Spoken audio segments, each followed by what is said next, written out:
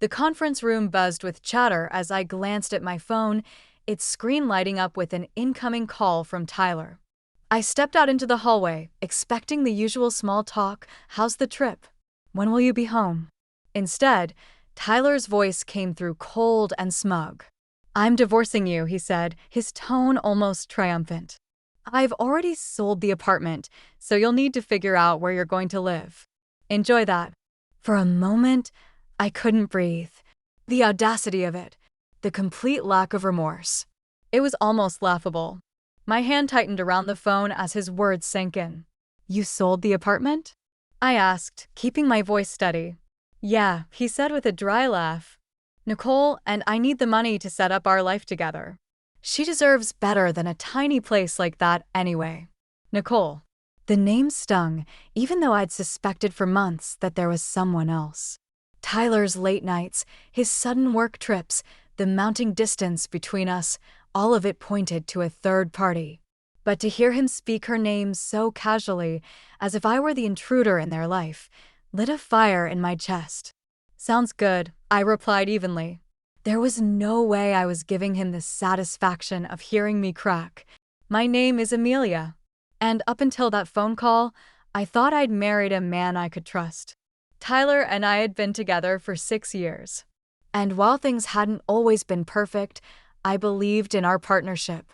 We'd worked hard to buy our apartment, a cozy 2-bedroom in the city that I'd fallen in love with the moment I saw it. It wasn't just a home, it was a symbol of everything we'd built together. Or at least, that's what I'd thought. Looking back, there had been signs, small cracks in the foundation I'd ignored. Tyler's dismissive attitude whenever I asked about finances. His tendency to brush off my concerns with a charming smile and a quick kiss. I'd always assumed his confidence came from knowing what he was doing. Now I realized it came from knowing he could manipulate me. The rest of the day passed in a blur. I sat through client meetings, nodding at all the right moments, while my mind raced. Tyler thought he'd won. He thought he could pull the rug out from under me, sell the home I'd worked so hard for, and walk away scot-free. But there was one crucial detail he didn't know. The apartment deed had been in my name alone for months. I'd had it transferred after we refinanced earlier in the year, a move Tyler had agreed to without much thought, since it meant a lower interest rate. He'd never bothered to ask about the details or read the paperwork he'd signed. His carelessness was going to be his undoing. By the time I returned to my hotel room that evening, my shock had turned into resolve. I wasn't going to cry. I wasn't going to beg. Tyler wanted to fight? Fine. But this was a fight I was going to win. The first call I made was to Chloe, my lawyer and longtime friend. I laid out the situation in painstaking detail, my voice calm even as my pulse raced. He sold the apartment, she repeated, incredulous. Does he even realize he can't do that without your consent? Apparently not, I said, a hint of amusement creeping into my tone. He thinks he's already spent the money on his new life with Nicole. Chloe laughed dryly. Well, he's in for a rude awakening. The sale is invalid. You can prove sole ownership. And if he's taken any money from the buyer, he's on the hook for fraud. The word fraud sent a jolt of satisfaction through me. What do we need to do? I asked. First, we'll notify the buyer that the sale isn't legal, Chloe said. Then we'll draft a formal letter for Tyler, outlining the consequences of his actions. If he's dumb enough to try anything else, we'll take him to court. As I hung up, a strange sense of calm settled over me. Tyler thought he'd outsmarted me, that he'd left me powerless and scrambling. But in reality, he'd just set himself up for the ultimate humiliation. I spent the rest of the trip focusing on my work, compartmentalizing my emotions, and channeling my energy into the task ahead.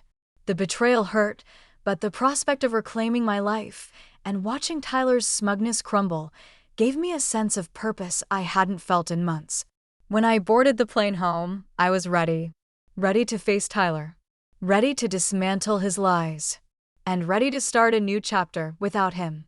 This wasn't just about winning. It was about taking back control. The flight home gave me hours to think about how everything had unraveled. Tyler's arrogance was astounding. He hadn't even tried to hide his betrayal, as if I were just another obstacle to bulldoze on his path to freedom. But instead of spiraling into anger, I focused on what I'd do when I returned. Tyler thought I was powerless. What he didn't realize was that I'd been playing the long game without even knowing it.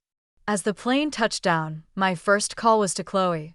"I'm back," I said as I hauled my suitcase off the luggage carousel. "What's the next step?" "We've already notified the buyer," she replied, her tone brisk and efficient. They were shocked, to say the least, and not too happy with Tyler. They're willing to cooperate, which helps our case. "And Tyler?" I asked. "I sent the formal letter to his email this morning," she said. "It outlines the illegality of the sale, your sole ownership of the apartment, and the potential consequences of fraud." He hasn't responded yet, but if I had to guess, he's going to be furious. Good, I thought. Let him stew. When I arrived home, the apartment was eerily quiet. Tyler's things were still there, his jackets draped over the chair, his shoes carelessly tossed by the door, but the place felt different, like the energy had shifted. I took a deep breath and set my suitcase down, knowing the confrontation would come soon enough. Sure enough, Tyler came storming in that evening, his face red with anger and his phone clutched tightly in his hand. "What the hell is this?" he shouted, waving the letter Chloe had sent. "You're telling me I can't sell the apartment? It's half mine." "No, Tyler," I said calmly, crossing my arms. "It's not. The deed has been in my name for months. You can't sell something you don't own." He froze, his face a mixture of confusion and rage. "What are you talking about?" I grabbed the deed from the file I'd pulled earlier, holding it up for him to see. After we refinanced, I had the deed transferred to my name. "You signed off on it, remember? Or did you just skim the paperwork like you always do?" For a moment, he said nothing. Then his expression twisted into a sneer. "You think you're so smart, don't you? This doesn't change anything. I already made a deal, and you're going to look like a fool when it all falls apart." I stared at him, unblinking. "The sale is already void, Tyler. The buyer knows it, and they're ready to take legal action if you don't return the money." I stepped closer, lowering my voice. "Oh, and speaking of money, if you've spent a single cent of that deposit, you're in even bigger trouble." For the first time, Tyler's confidence wavered. "You don't know what you're talking about," he muttered, avoiding my gaze. "Oh, I know exactly what I'm talking about," I said, my voice steady. "You've spent years treating me like I'm too naive to notice what you're doing. But guess what, Tyler? I've been paying attention. And now you're going to deal with the consequences." He started pacing, his frustration mounting. "This is ridiculous. You're blowing everything out of proportion. You can't just kick me out of here." I raised an eyebrow.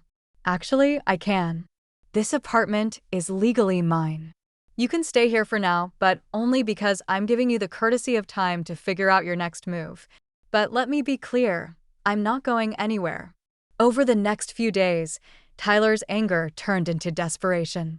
He called me repeatedly, leaving frantic voicemails that alternated between begging and threatening. Meanwhile, Chloe worked behind the scenes to ensure that every loose end was tied up. The buyer rescinded the agreement, furious at Tyler for wasting their time and money, and Chloe drafted the preliminary paperwork for the divorce proceedings. "You're in a good position, Em," she told me during one of our meetings. "Tyler has no leverage here. Between the voided sale and the fraud charges hanging over his head, he'll have to cooperate if he wants to avoid a bigger mess." Her words were a relief, but they also reminded me just how much I'd allowed Tyler to control my life for years.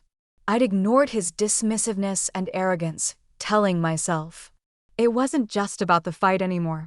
Now, I saw how much I'd been giving up, and I was determined to take it all back. Laura, my best friend, came over one evening to help me reorganize the apartment. We boxed up Tyler's things, carefully stacking them in the corner of the living room.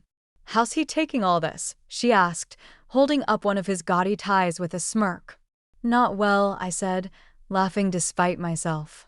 "He's still convinced he can talk his way out of it." but I'm not budging. Good, she said, tossing the tie into the box. He doesn't deserve a single inch of your space or your time. I nodded, feeling a wave of gratitude for her support. For so long, I'd felt alone in my marriage, carrying the emotional and financial burden while Tyler took credit for everything. But now I had people in my corner, and that made all the difference. The final piece of my plan fell into place the day Tyler brought Nicole to the apartment. I was sitting at the dining table, reviewing some paperwork, when they walked in like they owned the place. Nicole looked around with a smug smile, her arm looped through Tyler's. "So this is where we're staying," she said, her voice dripping with entitlement. I stood up, my heart pounding, but my resolve unshaken. "No," I said firmly. "This is where Tyler was staying. You, Nicole, won't be staying here at all." Her smile faltered. She glanced at Tyler, who looked equally stunned. "What is this?" he demanded. "This," I said, gesturing to the apartment around me, "is my home. Not yours. Not hers. And certainly not a hotel for you to shack up in after stabbing me in the back." Nicole's expression turned icy, but she said nothing. Tyler, on the other hand, looked like he was about to explode. "You can't do this," he shouted. "You're being unreasonable." I met his gaze, unflinching. "No, Tyler. What's unreasonable is thinking you could sell my home, walk away with the money, and expect me to just roll over. You're lucky I haven't filed criminal charges. Yet." Tyler stood in the doorway. "What's she talking about?" she asked, her tone sharp. "You said this was your apartment, that you sold it." He flinched, trying to wave her off. "It's complicated." "I'll handle it."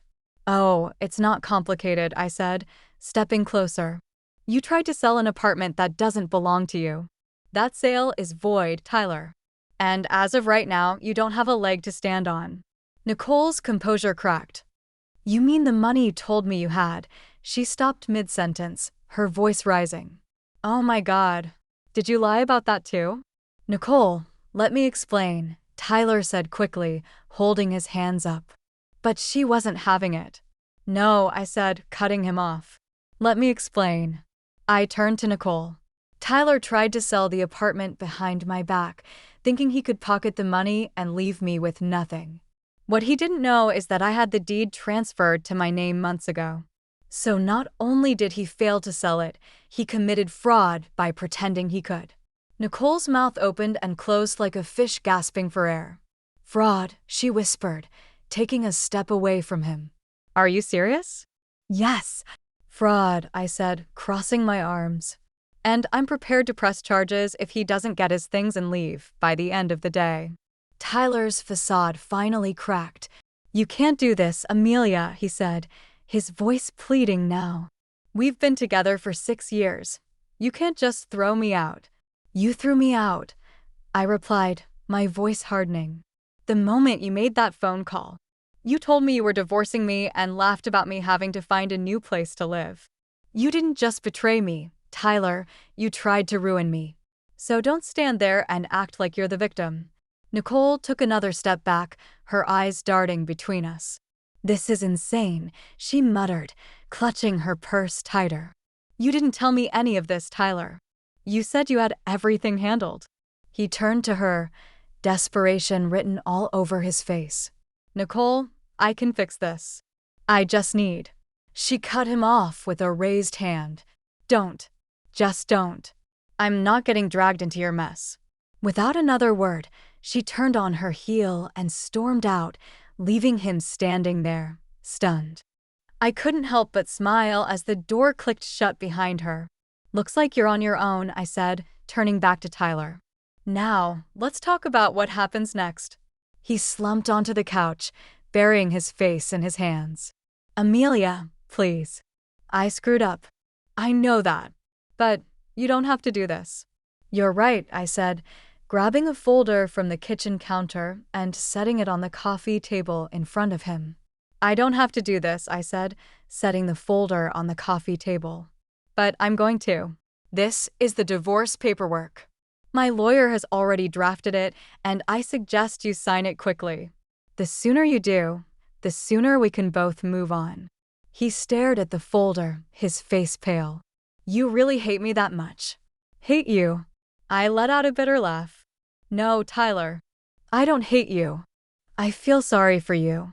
You had everything, someone who loved you, a home we built together, and you threw it all away because you couldn't see past your own ego. I stood, my heart pounding, but my resolve unshaken. I want you out of here by the end of the day. Take your things and figure out where you're going to stay. This is the last time I'm giving you any grace. He opened his mouth to argue, but stopped, his shoulders slumping in defeat. Fine, he muttered. I'll go. Good, I said, walking toward the door. And don't even think about trying anything else. Chloe's already handling everything, and the next time you cross a line, I won't hesitate to let the courts deal with it. As I opened the door, Tyler slowly stood, grabbing his coat. He didn't look at me as he walked out, his footsteps heavy with defeat. For a moment, I felt a pang of sadness. Not for him, but for the life we could have had if he'd been the man I thought he was. But that moment passed, quickly replaced by a sense of relief. I closed the door behind him, locking it with the new key I'd had made. This was my home now, and no one, especially not Tyler, would take it away from me again. The silence in the apartment after Tyler left was deafening. For the first time in years, I felt like I could finally breathe. The space no longer felt heavy with his presence, his entitlement, or his lies. It was just me, the home I'd built, and the quiet realization that I had won not just against him, but against every doubt I'd ever had about standing up for myself. I stood in the middle of the living room, taking in the emptiness where his things had been. His oversized gaming chair, the framed jerseys that had cluttered the walls, the gaudy coffee table he'd insisted on keeping. All gone. The apartment looked cleaner, brighter, like it was mine again. Laura came by that evening with takeout and a bottle of wine. Is he really gone? She asked, plopping down on the couch with a dramatic sigh. Gone. And not coming back, I said, pouring 2 glasses of wine. I gave him until the end of the day to pack his things. He didn't argue. Laura raised her glass. To fresh starts and well-deserved victories. I clinked mine against hers, feeling the weight of the past week slowly lifting.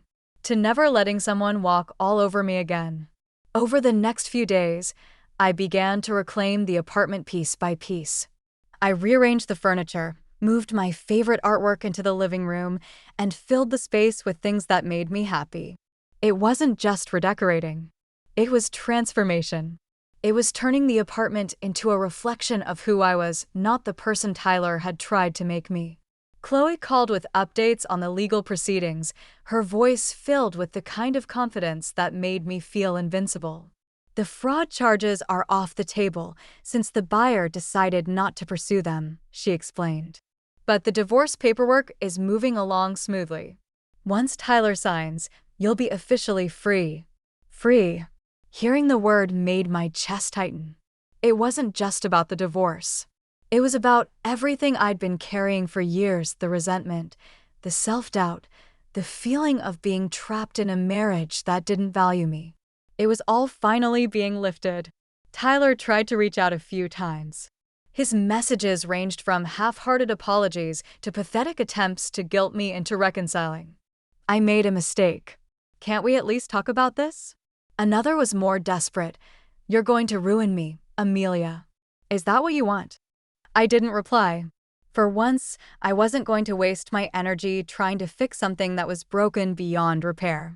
He'd made his choices, now he was dealing with the consequences.